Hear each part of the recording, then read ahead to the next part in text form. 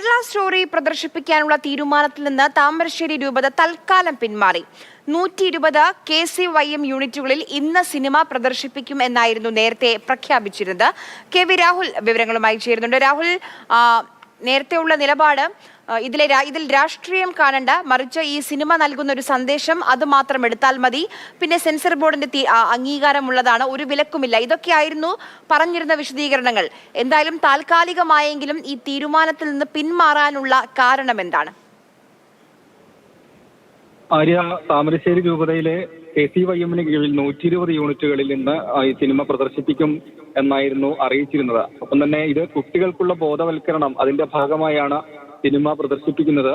Sensor ബോർഡിന്റെ അനുമതിയുള്ള ഒരു cinema പ്രദർശിപ്പിക്കുന്നതിൽ എന്താണ് തെറ്റ് എന്നുൾപ്പെടെയുള്ള കാര്യങ്ങളാണ് KCYM-ന്റെ ഭാരവാഹികൾ നേരത്തെ വ്യക്തമാക്കിയിരുന്നത്. പക്ഷെ ഇപ്പോൾ അതിനെതിരെ രൂക്ഷമായ വിമർശനം നാനാ കോണിൽ നിന്ന് ഉയർന്നു വന്ന സാഹചര്യത്തിൽ, ഇത് തെരഞ്ഞെടുപ്പ് സമയം കൂടിയാണ്. നേരത്തെ ഇടുക്കി രൂപതയും തലശ്ശേരി രൂപതയുടെ കീഴിൽ ചില സ്ഥലങ്ങളിലും സിനിമ പ്രദർശിപ്പിച്ചു. ഭരണ പ്രതിപക്ഷ വ്യത്യാസമില്ലാതെ BJP അനുകൂല സംഘടനകൾ ഒഴികെ എല്ലാവരും രൂക്ഷ വിമർശനവുമായി എത്തി.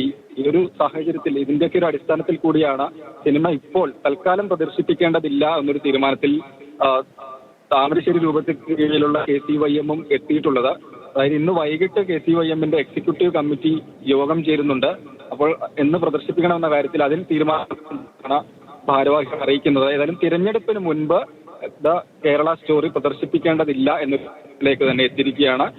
താമരശ്ശേരി രൂപത ബിഷപ്പ് ഇത് സംബന്ധിച്ച നിർദ്ദേശം KCYM-ന് നൽകി എന്നുള്ളതാണ് അറിവ്.